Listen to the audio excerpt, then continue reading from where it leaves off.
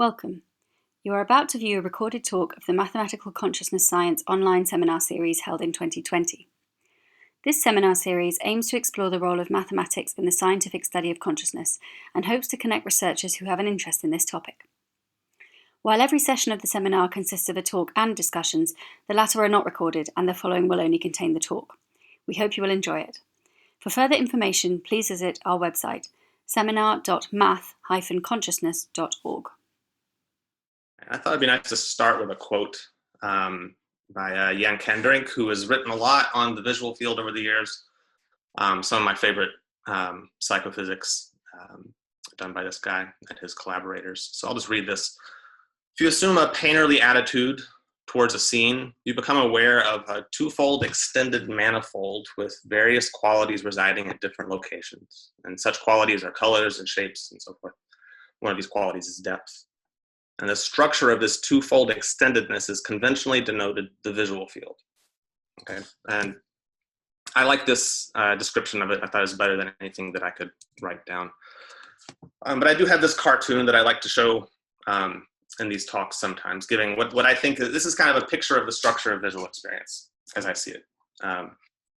I think the stuff that people are in day-to-day life, what we're usually concerned with in visual experience is the stuff at the top here. The high-level vision is what really matters to us as organisms. It's the stuff that you recognize. It's what do you do with visual information. It's the stuff that's reportable, the stuff that you can talk about, stuff you can act on. But all of this high-level visual stuff is always grounded in the lower level, which is the visual field, right? So there is this spatial field kind of at the base of all visual experience. It's always there. It's composed of very precisely ordered, simultaneously ordered points that have qualities, mainly colors, the first one that comes to mind, but other qualities seem to belong there embedded within the visual field. So I'm just doing this to make clear what it is that I'm going to be trying to explain for the next hour. I want to explain what the visual field is, right? So what is this thing? So let's try it another way. So right now, most of you are viewing this on your computer screens, maybe some people viewing it on the phone screen, but the visual field is very large. It's more than 180 degrees wide if you have both eyes. So it wraps around a little bit. And it's about 120 degrees high. And these are like measures in optical angle, or visual angle. And what you're using to view the screen right now is actually a very small central portion of the field. And I point this out, I want to kind of give you a point of reference and a perspective on the visual field, which is this. The visual field is stable. It's the same all day long. It's the same when you're dreaming. It's the same when you close your eyes. And what changes from moment to moment is the content, like what's represented in the visual field. Like those local qualities change and the stuff that you recognize changes, but the visual field stays the same. So for example, if something were to appear to the left of your screen and grab your attention, what you'll do is you'll swing your eyes over and you'll fixate on that thing, but the visual field stays the same, right? So this spatial structure just sits there. Its contents are always transforming, but the field itself is pretty stable. So let's take, so now we're going to do I'm just kind of waving my hands so far and saying, the visual field is a spatial structure and so on, but what exactly do I mean by that? So now we'll do a phenomenological exercise to identify what are the basic properties of the visual field that make it spatial. It has other properties like its colorfulness and so on, but we're going to focus on its spatialness. And so you don't have to, to do this exercise, you don't have to fixate the screen. We can pretend that you're all fixating and that the rectangle of the screen is a fixed patch of your visual field, but you don't actually have to do that for this exercise to make sense. Okay, so here's a basic spatial phenomenology.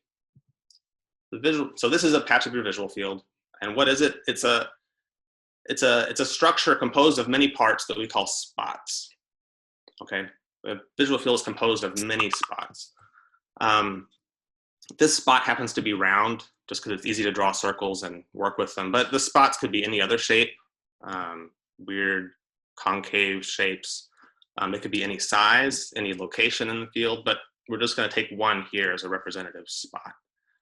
And the fact that I've drawn a line around it didn't bring it into existence. If I take the outline away, that spot is still there. So that part of your visual field is still there, even though I'm not drawing a line around it now. But it's useful to draw a line around it just so that everyone is paying attention to the same spot. So the first property of spots, aside from the fact that they exist, that we have to pick out is that they are reflexive. This is the kind of the most basic property of a space, of a part of a space, is that spots are reflexive. They relate to themselves, right? They overlap themselves. A spot is not, it's going to itself in a sense. So when you attend to a spot, it doesn't immediately lead you off to another part of the space or to another part of your experience. It just stays there. It stays there as it is. This is also kind of the strangest property, I think. Maybe an easier property to understand is that any spot is connected to other spots. So whenever any spot in your visual field that you choose, you can find another spot that overlaps it partially like this. And more than that, the overlap between them is itself another spot, right? So this little eye-shaped thing is just as much a spot as the circular one that I was showing before. It's reflexive and it overlaps with other spots. It's connected to other spots. Okay, so any spot is connected to other spots. Now going in the other direction, connected spots are always fused into larger spots. So whenever we have two spots that overlap like this, you can also consider them to be one big spot. And again, this is the same kind of thing. It's just another spot in the visual field. It connects to other spots, it's reflexive, and it fuses with other spots, and so on and so forth.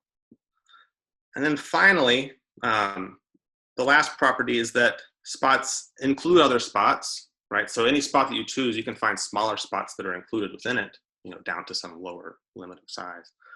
And you can find larger spots that include it, right? So all of these properties seem to be true of all the parts of the visual field. That's what makes the visual field spatial. Now, since this is, so this is the mathematical consciousness science seminar, so I can point out some mathematical connections here. There's not really time to go into it very far, but some of you will notice these are familiar properties, right? So the first, reflexivity, is just to say that a thing is related to itself, right? In particular, that it's equal to or less than itself. The notion that a spot is connected to other spots is the same as saying that when two spots have an intersection, the intersection exists.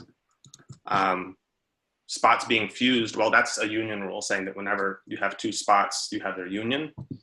But this is a little more specific. It's whenever you have two overlapping spots, you have their union. And spots include one another. So if you take the first and fourth properties here, you have a partial order. The visual field is a partial ordering of its spots. They're all put in their place by the way they include one another.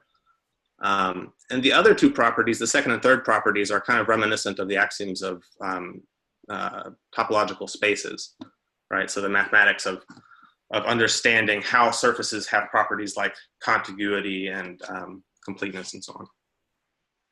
So there's a lot. This might seem like not enough to say that something is spatial, but in fact, you can go from these properties and define things like distance and location and size and so on. So this is actually a very powerful description of what makes a space a space. Okay, so what is it? What is it for something to be spatial? Aside from, we've identified its properties, but what is it that has those properties? Where does this thing come from? And so I'll refer back to that Kendrick paper again. Here he's interpreting what Helmholtz thought was responsible for the spatial structure of the visual field, right? So where did this come from?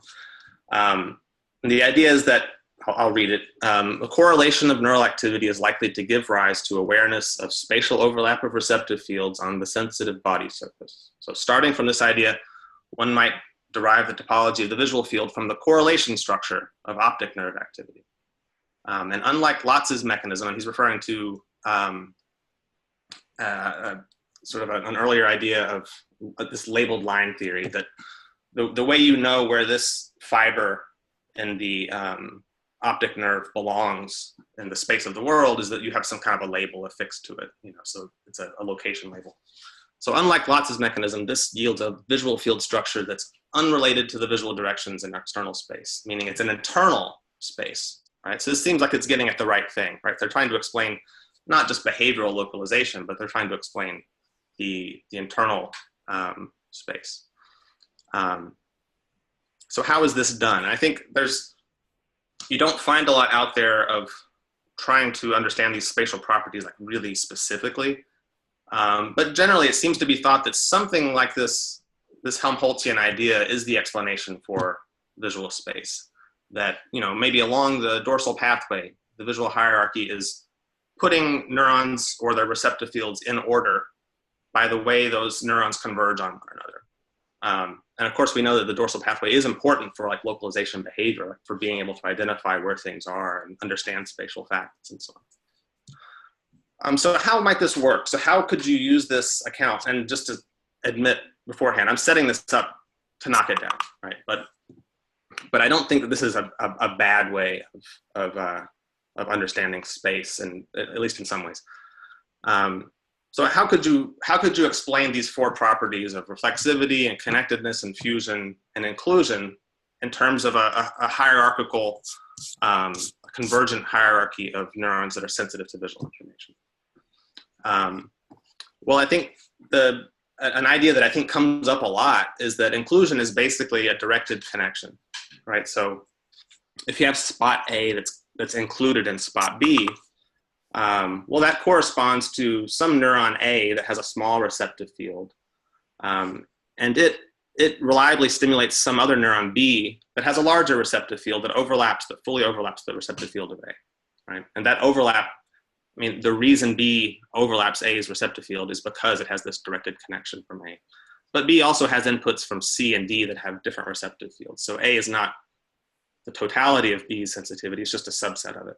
Okay, so this is how you would get inclusion, perhaps. Connection you could do a little more complicated way, where you have B and C are overlapping spots and they have a common part, which is A. And so you would do that by having two neurons, B and C, higher up in the hierarchy, and they have a common input from A, right? So they both include something in common, with the direct connection being inclusion. But each one also has an input from some other neuron that the other one doesn't have an input from. So just as spot B includes D, but C doesn't include D, neuron B has an input from D, but C doesn't get an input from there. So this is structurally isomorphic to connection, right? This little neural situation. And then fusion, a little more complicated, but same idea. So spot A is the fusion of spots B and C. So that would correspond to B and C converging on the unit A. But it should be the case that any other neuron that is an input to A is correlated with B and or C, right? Which would imply that the receptive fields of B and C perfectly overlap the receptive field of A, right? That there's nothing left over. There's no other leftover space for D or E to get into. Right? And so again, each of these there's a structural isomorphism between the neural structure and the phenomenal structure, right? So you think this is good. And yeah, of course, larger spots are going to mean you have more convergence. If you're higher up in the hierarchy, you've accounted for a larger and larger spots of the visual field. But I'm going to argue that this doesn't work. It's definitely doing something. There's something space-like about this kind of connectivity. But it can't explain phenomenal space. So why doesn't it? The reason is very simple. It's that the relations are wrong. So neuron B doesn't really include neuron A, right? They're two different things. These are two different entities in the world. They are connected. One stimulates the other, but they're different things. So B does not include A. So that can't be a correlate of the patch of space B including the spot A. Neurons B and C are not really connected to one another. Here, literally, they're not connected. They have a common input, but they are not connected to one another. And they don't have a common part. If you take the intersection of neurons B and C, you don't get the neuron A. Neuron A is not really the fusion of B and C in the fusion example, right? If you put neurons B and C together, you don't get neuron A. Right? So these are all interpretations of neural structures that are presupposing space, right? So we're looking at these things and we're interpreting them as though they were an explanation for space. But in order to do that, we have to interpret a directed connection as an overlap relation when it's not really, that's not really what it is. You can try to salvage this by saying, well, I'm not really talking about, it's not that the neurons account for spots in the space, it's their receptive fields, right? The receptive fields overlap. But there's no receptive fields in these structures. The receptive field is an operational thing. You know, it doesn't actually, the neurons don't know what their receptive fields are. Right? That's another discussion probably. So if this kind of standard account of space, of visual space, doesn't work to explain the qualities of the visual field, the spatial qualities of the visual field, what will work? What will do it?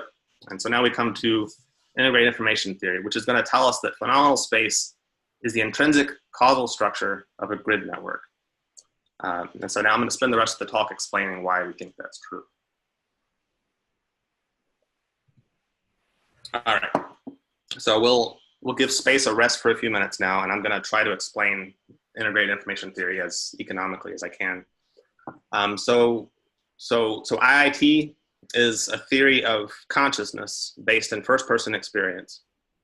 What that means is we take a set of what we think are essential properties of consciousness, and we use those properties to infer a set of physical postulates that will help us to identify what is the physical substrate of some conscious experience. So starting from, we call these the phenomenal axioms. So before we get to those properties, there's what we call the zeroth axiom, which is that consciousness exists, okay? And this is an important thing for IIT, is to, at the outset, you have to admit that consciousness exists. It's a real thing in the world. It's not an illusion of the worst sort, you know, it's a real thing. So once you get past that, you know, and some people might peel off right there, we get to the first property, which is the first axiom, which is that consciousness is intrinsic. And this means that it's here, you know, a conscious experience is here from the first person. My consciousness is here for me, but it's not there for you from the outside. If you look in my head, you don't find my conscious experience. You find a brain, you find a piece of meat and blood and neural activity and so on. So consciousness is here on the inside, it's not there on the outside. So that's what it means for it to be intrinsic. A conscious experience, the second axiom is of composition. So a conscious experience is always composed. It's made up of many parts that are interrelated in various ways. The scene that you're looking at right now has many objects that are interrelated with different surfaces. You have an auditory experience that's there and it's intersecting in various ways with your visual experience, and so on and so forth. Next, a conscious experience is informative, which means that it's specific, right? It's a particular way and it's not other ways that it could be, right? So a conscious experience is exactly the way that it is and it's not some other way. That's what it is for consciousness to be informative. Next, consciousness it's integrated, right? So any conscious experience is at least a whole, right? There's always a sense in which a conscious experience is one thing. Of course, it's composed of many different parts, many different aspects and modalities and so on. But even though your olfactory experience and your visual experience might seem very distant and different from one another, they are nevertheless part of a single experience. And if you were to try to partition my experience so that the olfactory experience would be over here and the visual experience would be over here on this side, I would have lost something. I will at least have lost my awareness of the fact that I'm having both olfactory and visual experiences. So conscious experience is always integrated. And then finally, conscious experience is exclusive. I always understand this to mean that it's bounded. It has a fixed boundary. Like stuff is either in your experience or it's not. Right, so we say it contains what it contains, no more and no less. So I'm going to get past this here. There's a lot more that could be said about the axioms. That would be a different talk. But I'm going to set them up here so that now we can talk about what the physical postulates are. So what properties must a physical system have to account for the essential properties of conscious experience? Okay, so we've identified what consciousness is essentially. So if we're going to look at the physical world and we want to know where is the consciousness here, what are we looking for? Like what kind of physical properties are we looking for? And so we call these the physical postulates, and these are a set of physical properties that correspond to the phenomenal properties. The zeroth postulate corresponding to the zeroth axiom has to do with existence, and here we take the view that existence is causal power. So for something to exist means that it has causal power. To be real is to have causal power, to quote Alexander there. So this is an old idea. I think it's come up over and over again in history. So the idea is that, well, consciousness exists, so consciousness must be causal power. It's some kind of causal power, right? But then to address what kind of causal power is it, we get to the properties. So and so if you're looking in the world for causal power, what you do is you're looking for causally interacting units. So you would look at the brain as, as I think we usually do, it's a bunch of neurons, say, or populations or whatever, that are interconnected and that have causal influences on one another, right? So you would observe that, well, when I poke this neuron here, other things happen in the system, right? That would be observing that there are causal interactions there in the brain. So I think that's a simple starting point. So what kind of causal power are we looking for? First, this causal power should be intrinsic, right? So it should be that the system has causal power on itself. So how do we implement this? So what we're looking for is we want to discover how the system as it is right now, right? So the brain is in a certain state right now. So how does the brain in the state that it is right now, constrain its causes and its effects? If it constrains itself as a cause, and if it constrains itself as an effect, we say it has intrinsic. The causal structure is intrinsic. So it should be the case that the system is, at least to some degree, its own cause and its own effect. Right? That doesn't mean that it can't have outputs to the outside world and it can't have inputs from the outside world, but it should at least be accounting for a lot of its own state on its own. Next, a conscious experience is compositional, so it's made up of many parts that are interrelated.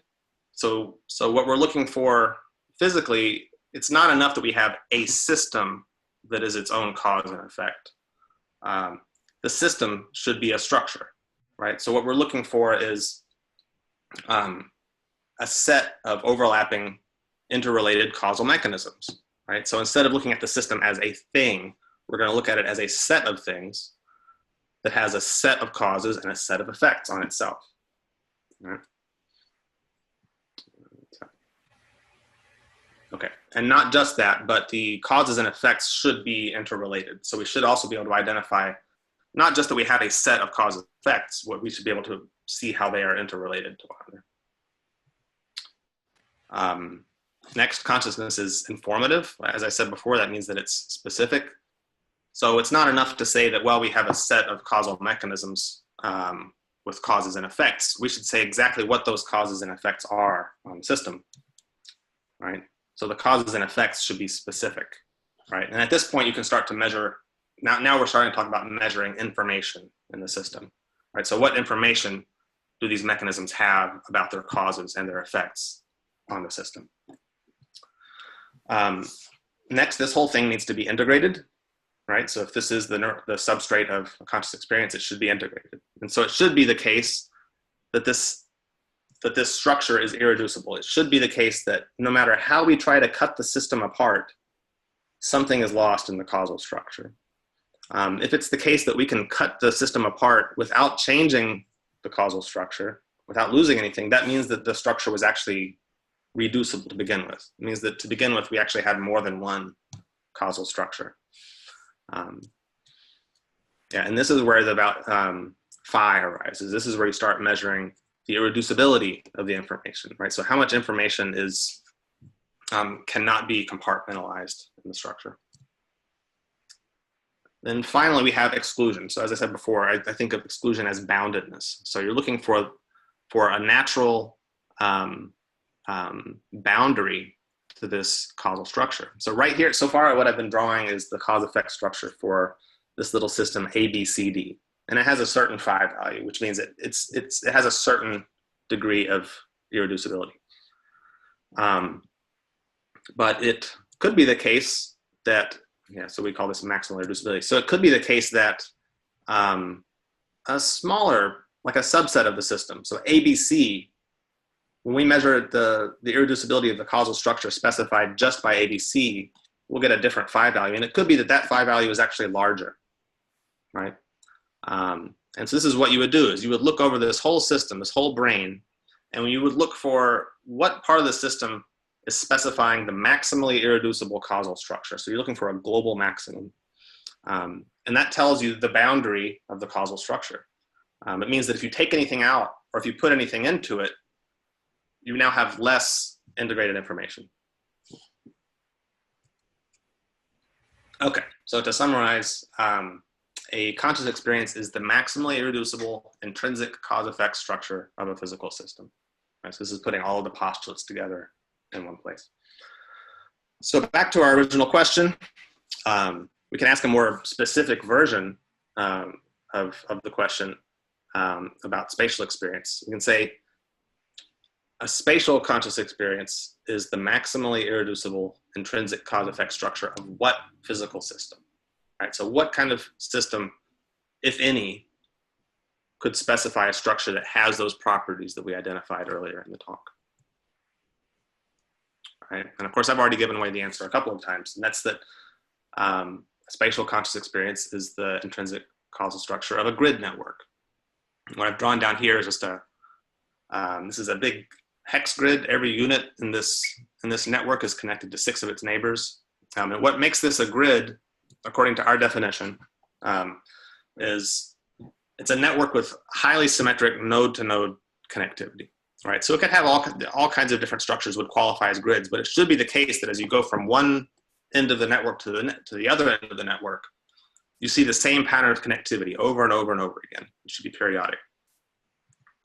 Now, grids are common in the brain, especially early visual cortex is very grid-like. We know, everyone's familiar with pictures like this showing the orientation pinwheels in V1, for example, where you have this periodic local connectivity where the visual cortex seems to be wired in a similar way here. It varies in the next point, but as soon as you get to the next retinotopic location, you have the same connectivity over and over and over again.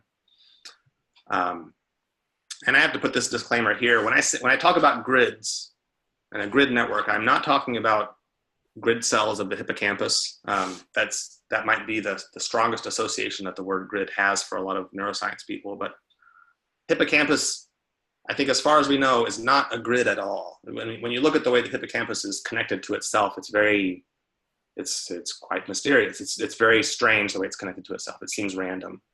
You do have grid cells, but what they're doing is very different from what, it's not the same thing as a grid network, okay? So it might be risky putting that up there, but I have to say it.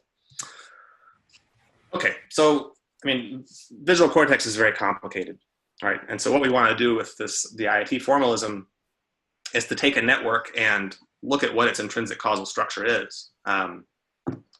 Visual cortex is just too complicated for us to do that right now, so we're going to simplify it down to its bare gridness.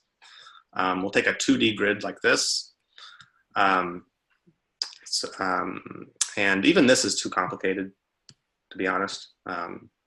So we're going to simplify it even further. Let's just take a little strip out of this grid, 8 nodes connected in a line. And we're going to look very closely at the causal structure of this 8-node line grid and see what properties it has. So, okay, what does that mean? What are we going to do? I'm not talking about like what, maybe I should say something about what the rule is that these nodes are following. It doesn't really matter for what I'm going to be showing here, but each of these units is basically a weighted integrator of its inputs, right? Each unit is strongly connected to itself and less strongly connected to its neighbors. And if enough of its neighborhood is turned on, that unit will turn on, Yeah, that's basically how this thing works. Here I also have drawn the digraph, the causal directed acyclic graph representation of the network. This will be useful very soon. You'll see why. But this is just a nice way of seeing how the network is connected to itself over a step in time. Okay, so the first step for, if we want to unfold the intrinsic causal structure of the grid network, the first step is to identify what are the parts of the structure. So what parts of the grid exist for the grid? What are its parts intrinsically? So we'll start with a candidate part. We'll call it a candidate mechanism. The units CDE. Okay, we're just going to take these units CDE. They're all off. The whole network is off right now. It's off for all of the examples that I'm going to be showing. So the units CDE are currently in state 0, 0, 0. They're all off. We're going to say that this is the mechanism now. This is the state of the system now. And by applying the formalism, and I'll go through this in a little detail in just a minute, we find that CDE now has a maximally irreducible cause within the system, which is that CDE was off in the previous time step, right? That's the cause. That's pretty straightforward, right? The cause of CDE being off now is that it was most likely off in the past. And likewise, the effect of CDE being off now is that it's probably going to be off in the future, right? So grids are very simple in this way. So when you have a situation like this where you have a mechanism, a part of the system that has a maximally irreducible cause and effect within the system, we say we have a causal distinction, right? So CDE is a causal distinction that's intrinsic to the grid. So now this is the hairiest part of the talk here, but I thought it would be worth kind of trying to explain this a bit. So what does it mean for this mechanism to have an irreducible effect on the system? Well, so okay, we have CDE. That's the mechanism. That's the state of CDE right now. So what we do is we say, given that CDE is off right now, what are the probabilities of all of its possible output states, right? And these are just output states of the units CDE. We'll look at other outputs in a second. Right, and so you can see already that the most probable output of CDE is that CDE is going to be off, right? But just because it's the most probable state doesn't mean it's the most irreducible state, right? It doesn't mean it has the most integrated information. It doesn't mean that it's a global maximum. To assess that, to discover what is the maximally irreducible output, we have to cut this thing apart. And so what you do is for each of these possible output states, you cut the mechanism apart in a way that minimally changes that probability, right? Because you want to know if CDE seems to constrain some state, but if you can cut the mechanism apart without changing that probability, it means that the constraint is reducible, right? So in this case, all of the possible output states are irreducible, but CDE is the one that changes the most. And we assess this by measuring phi for this effect by this equation here. Just measure. So what we want is what output state maximizes the difference between P and Q. Right.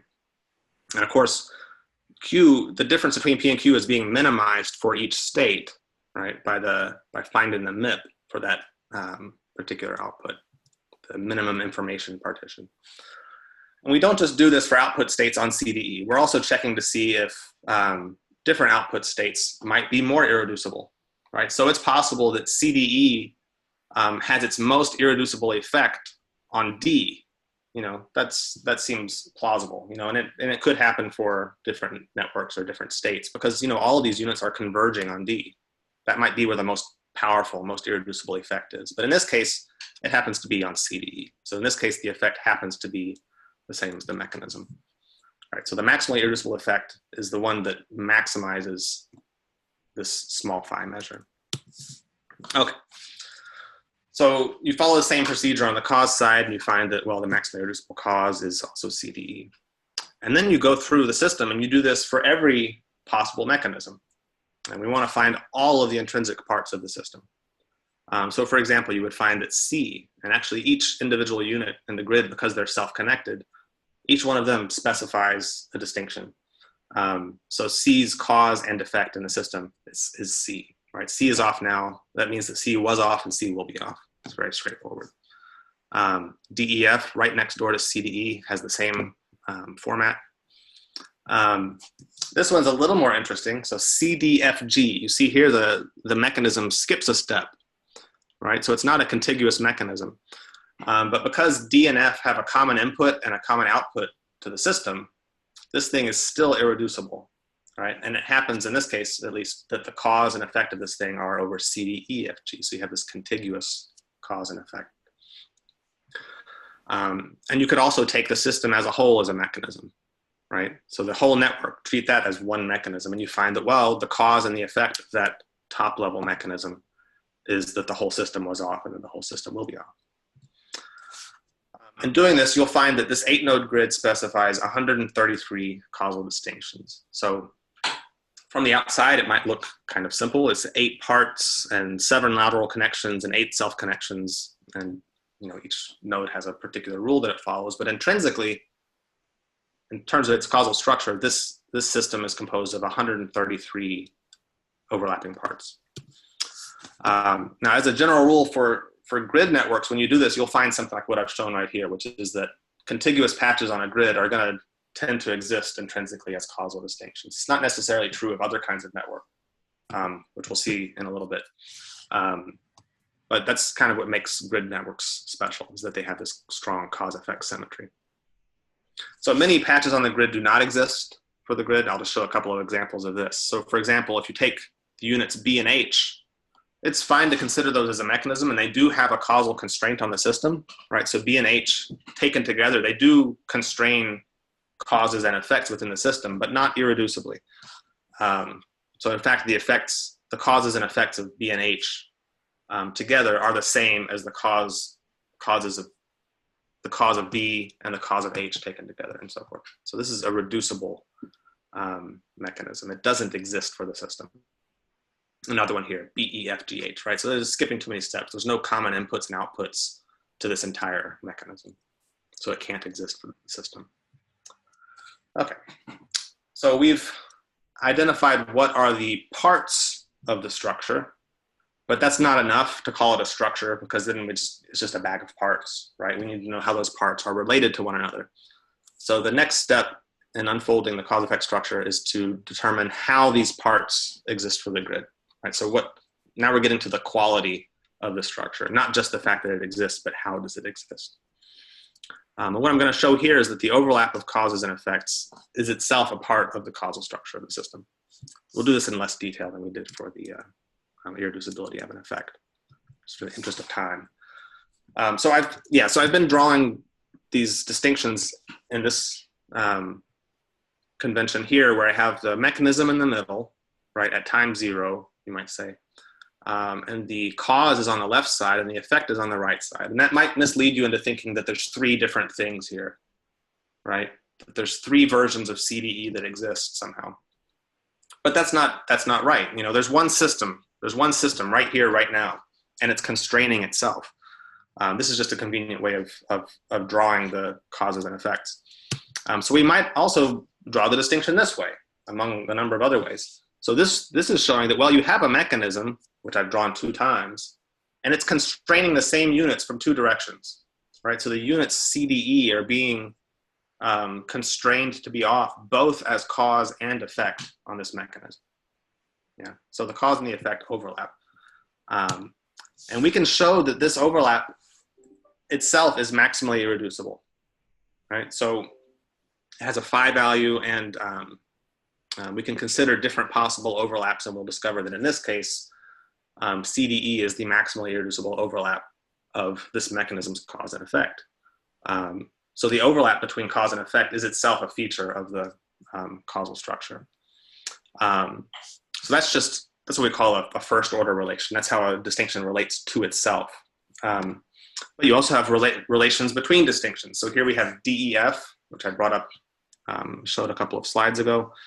And you'll notice that DEF and CDE overlap on 2 of their units, right? They're both constraining the units DE as cause and effect. And if we go through the formalism for identifying intrinsic overlap between causes and effects, which is actually, it's very parallel to how you identify the cause and the effect of a distinction.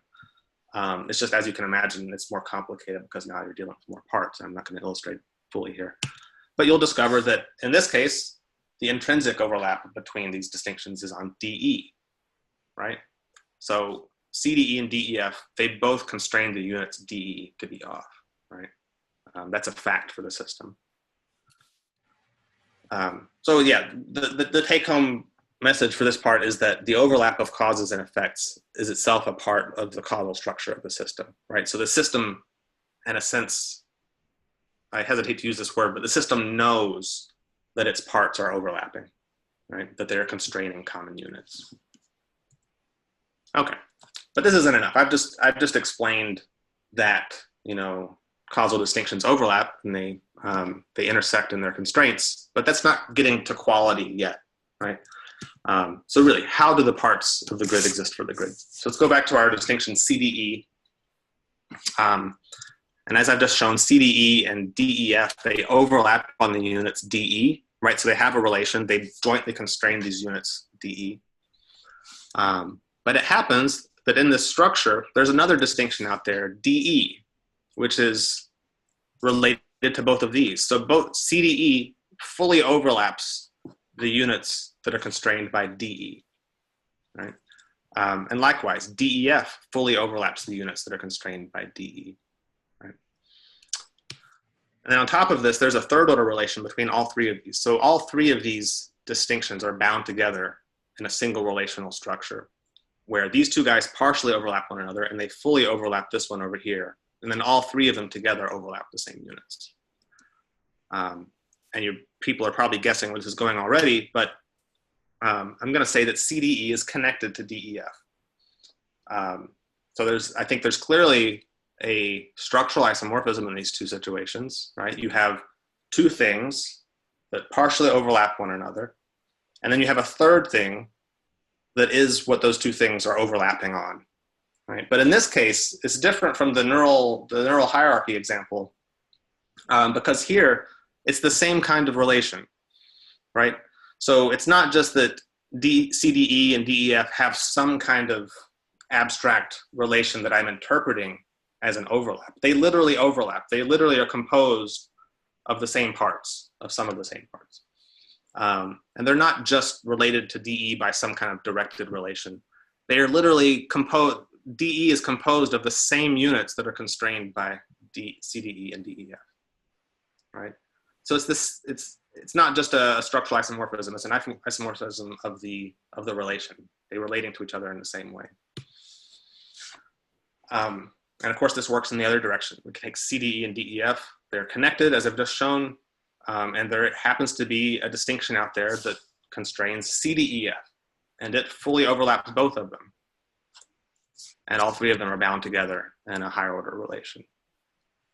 And this is the same situation that you have in fusion, right? So where you have one thing overlapping another thing. And then there's a third thing that is basically the union of the first two things. And you also notice that you have inclusion here and in the previous example that CDEF effectively includes CDE and it includes DEF. And something I forgot to point out is that each of these distinctions, as we showed a few slides ago, has an overlapping cause and effect. Each one of them overlaps itself, right?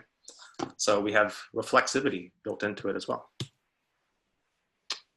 Okay, and most of the distinctions that are specified by a grid, of these 133 distinctions specified by this 8-node grid, they have all of these qualities, meaning, so CDE, as we've just shown, it's connected to another distinction, it's included by other distinctions, it includes another distinction, and it fuses with another. So when you have some causal distinction that meets all of those criteria, we'll say that it's extended. And what I'm going to do here, I'm going to use these axes for the next few slides. Is I'm taking this cause-effect structure and I'm projecting it onto two axes just for visualization purposes. So, but I don't want people to think that these TS&E axes, they don't have any intrinsic meaning. It's just a convenient way of laying the structure out so you can look at its properties. So we'll put CDE here on these axes and we'll color it gold. So gold means it's extended. It has connectedness and fusion and inclusion and reflexivity. DEF has all those same properties. CDEF also has all those properties. It includes CDE and DEF, and there are high order distinctions that include it. It's connected to others, it fuses with others, and so on and so forth. And in fact, most of the distinctions that are specified by the grid have all of these properties.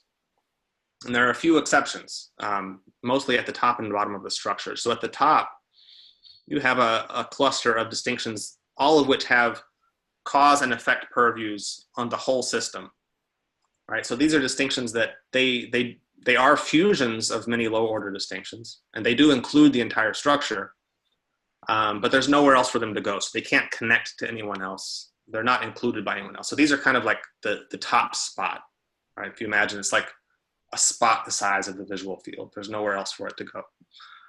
And then down here at the bottom, at the very bottom, you have first order distinctions. These are like points.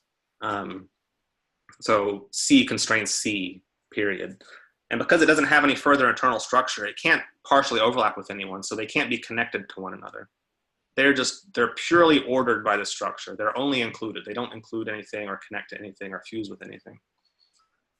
And right above them, you have these second order distinctions like AB and BC that they are connected to one another, right? Their connections are those points, but they're not really fusions. You could think that BC is kind of like a special case fusion of B and C, but strictly speaking, it's not.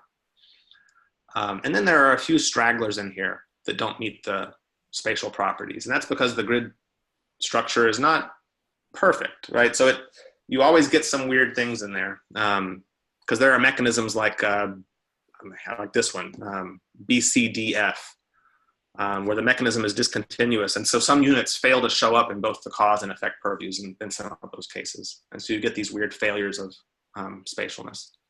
But for the most part, this structure is spatial, right? It meets these properties. And it's not just that each distinction is getting lucky. So it could be that, well, there's a lot of noise and junk in there, but the structure is so big that if you look at each distinction, you'll find somebody that it connects to and somebody that it fuses with. But in fact, for each distinction, they're connecting and fusing with the rest of the structure in a huge number of ways that I think make sense. So for example, CDE is connected to DEF on the distinction DE, but CDE is also the connection between two higher order distinctions. And you can see down here in the scatter plot that CDE has these kinds of relations with a large number of other distinctions. It's connected to many others, which are shown in white. It's the connection of many other pairs, which are up here in this light brown color. And it is connected via many lower order distinctions, like shown here in brown at the bottom. And likewise for fusion, so CDE fuses with many other distinctions, the same ones that it connects to. And it is the fusion of two other distinctions, CD and DE. Right, so these aren't rare properties, right? The whole structure, it's just the structure is thick with these spatial properties. They dominate the structure. This last one is worth explaining a little bit, that when you look at the inclusions, so CDE is included by a large part of the structure. And we argue in the paper that this is basically the same as what you think of as a spatial location. When you have a spot in a space, it feels located, it's ordered. It has its place in the spatial order. And that's given by all the up inclusions of that distinction. And if you think about it, that's kind of the same as the notion of an address. Like how do you tell someone your location? You tell them a bunch of other larger locations that include you, right? So all of the up inclusions of a distinction give its location. That's its feeling of locatedness.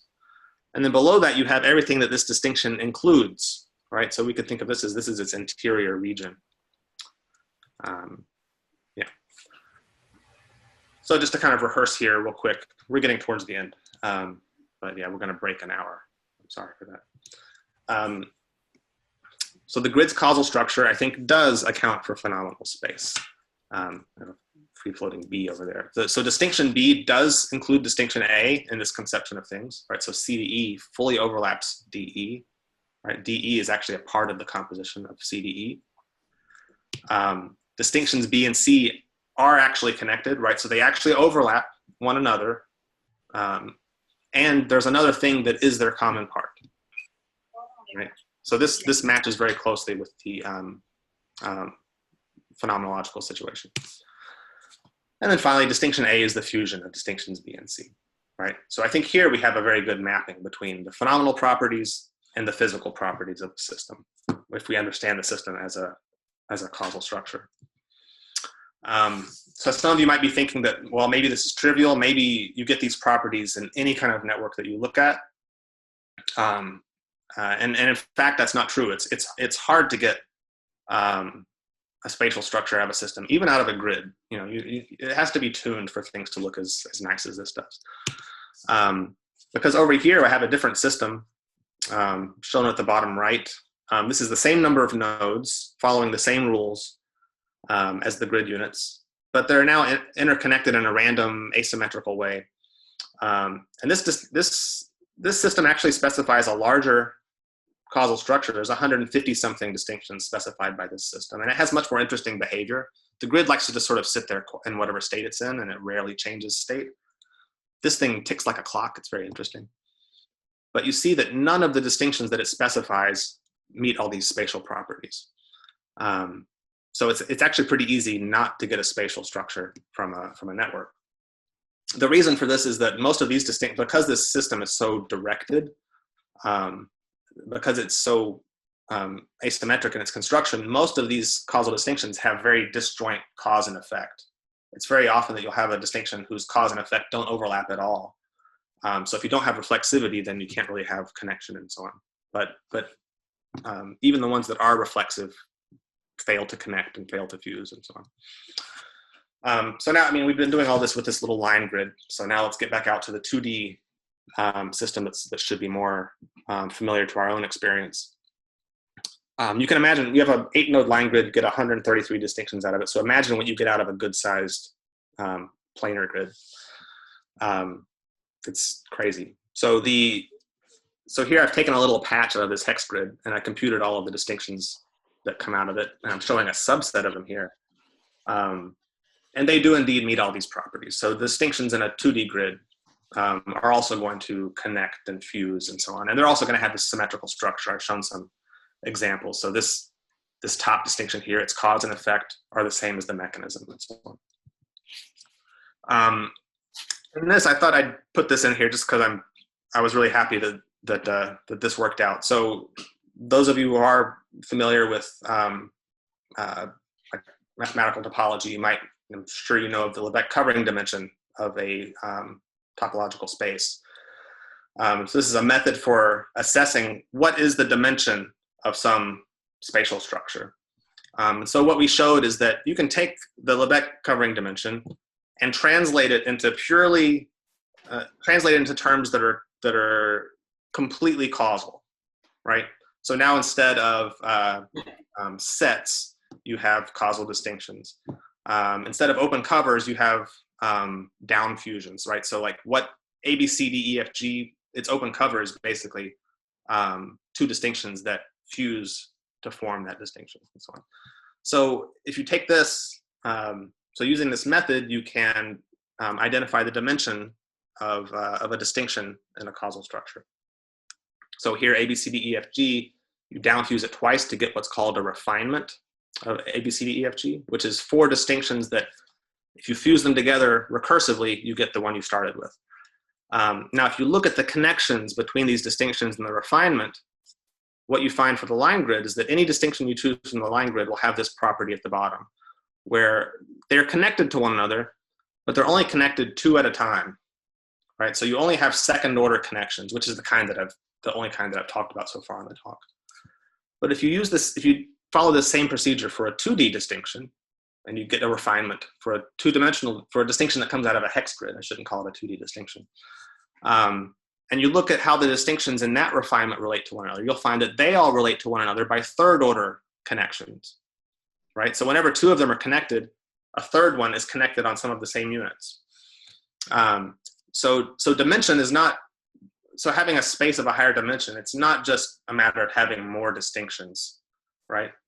There's actually a qualitative difference. There's a structural difference between a 2D spatial structure and a 1D spatial structure, which I think is pretty neat.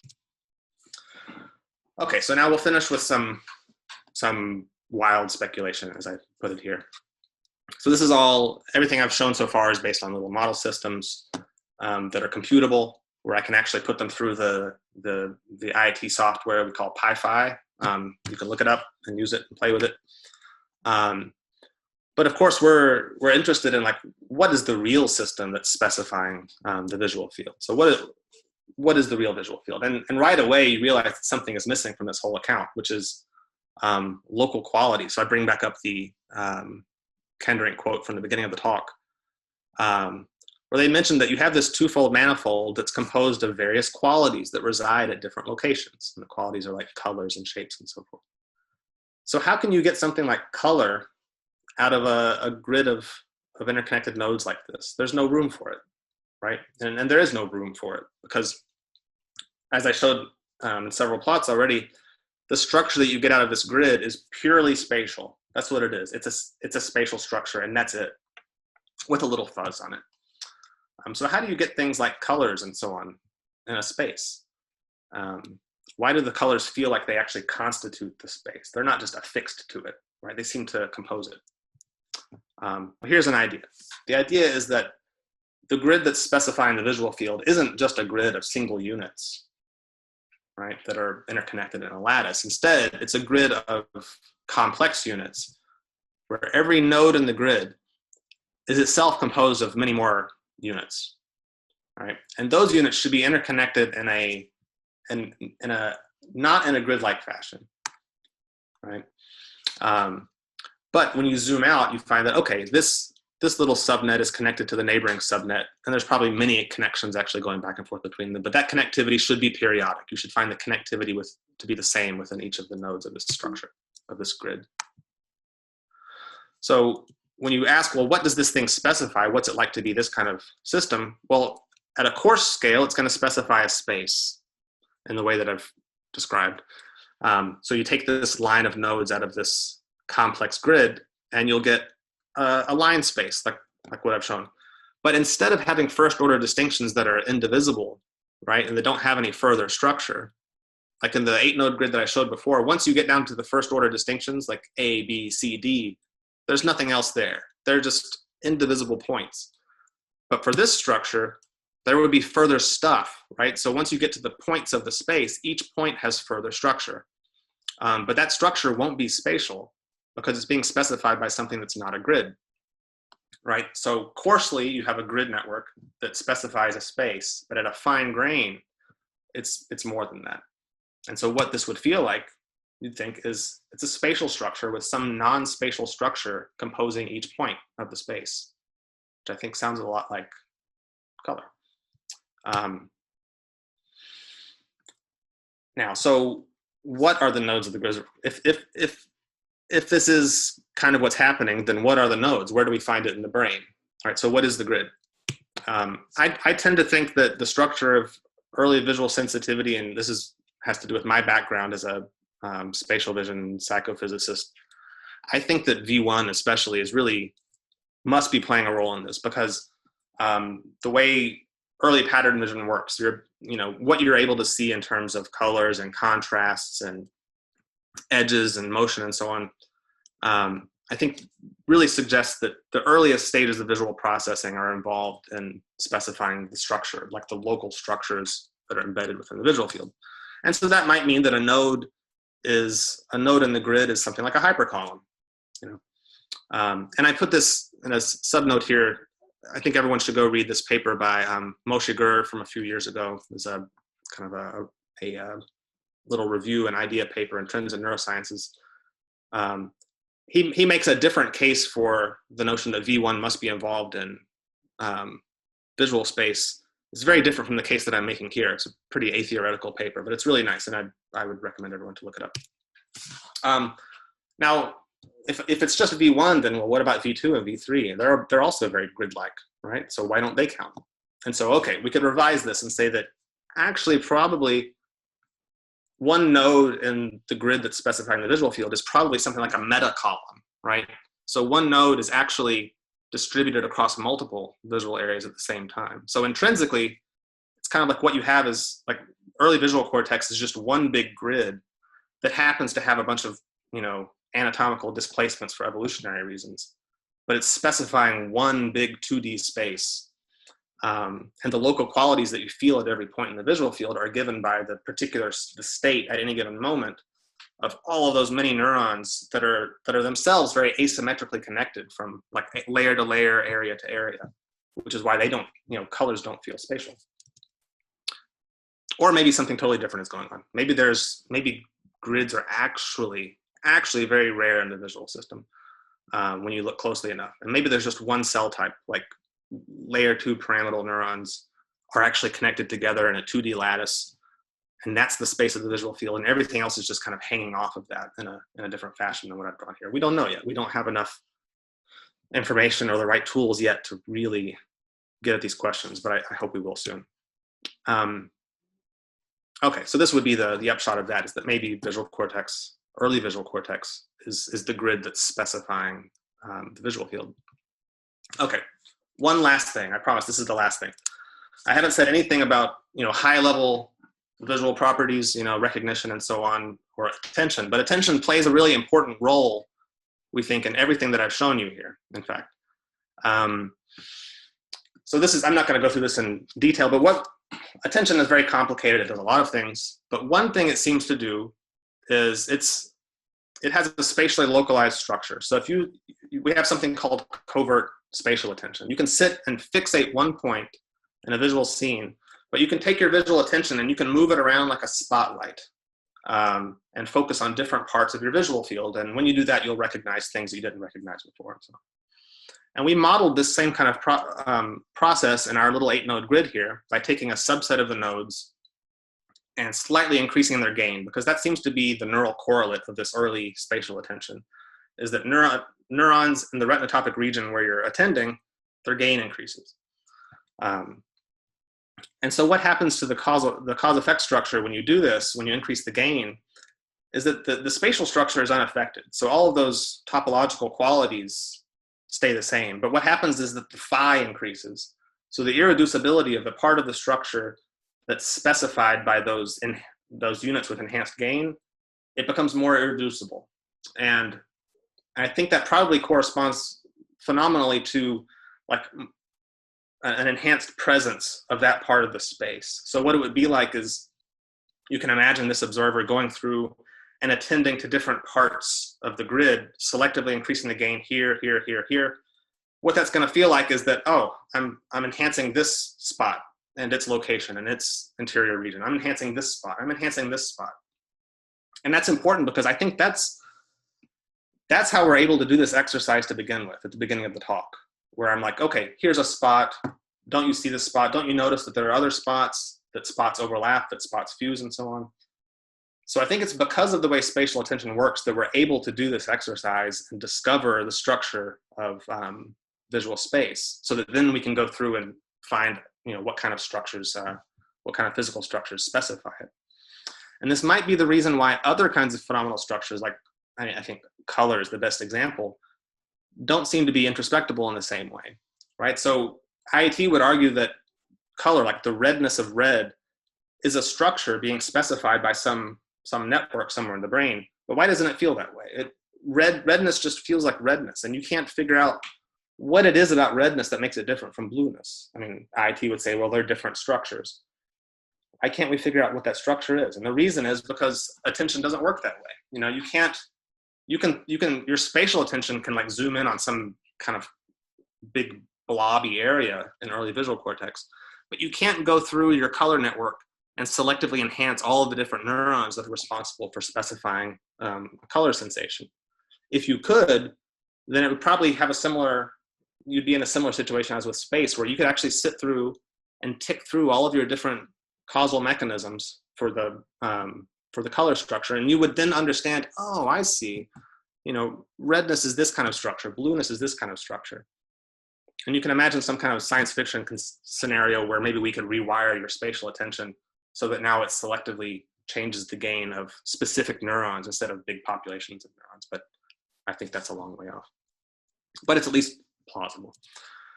Okay, so some predictions that stem from this whole thing are that, other grid-like cortex in the brain should also specify spatial experiences. There's a lot of grid-like cortex in somatosensory cortex, maybe also auditory cortex. A prediction that we're testing now in psychophysics and trying to get into some neuroimaging to test it is the disruption of lateral connections in the grid should disrupt visual field space. So if you strengthen or weaken the lateral connections of the grid, we predict that that should actually change locally the structure of the space. And lastly, lesion to grid cortex should destroy the visual field. It shouldn't leave it blank. And this does seem to be what happens, like with patients who've had like V1 lesion, for example. They don't say, oh, there's a big blank spot in my visual field now. This, like, it's gone. They say it's like the space behind your head, which I think suggests that something like the account that I've given here is the case. Okay, so to summarize, the visual experience has spatial structure, which we call the visual field. The cause effect structure of a grid network has the same properties as the phenomenal space. And early visual cortex is grid-like and may directly specify the visual field. So just acknowledge Julio, who's been my mentor throughout this. I hope I've done it justice. I'm glad he let me work on this project. And others at the Center for Sleep and Consciousness here at UW, but especially Mateo, who has been very helpful in discussing, aspects of these problems at all levels, and he's also working on other aspects of qualities of visual experience and trying to model them in similar ways. And I've gotten all my support from various sources, but especially the TBD Foundation and Templeton. So, okay, I think I'm finally done. That was longer than I expected. I'm sorry, but thank you.